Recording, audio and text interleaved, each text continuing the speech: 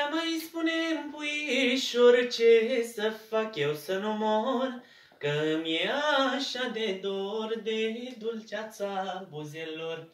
Parcă ți le-a îndulcit stupul și mie-mi tremură trupul, când cu ele-mi sărut sânul și cu sete-mi s-o suspinu. Că doar tu ești, puiule, leacul meu de dragoste, cu brațele și gurița, hai să-mi alin suferința. Mă poartă un gând cu dor la culoarea ochilor, ocrișorii-tăi căprui de când i-am văzut întâi. Mi-au pus pe inimă paie și mi-au aprins o văpaie.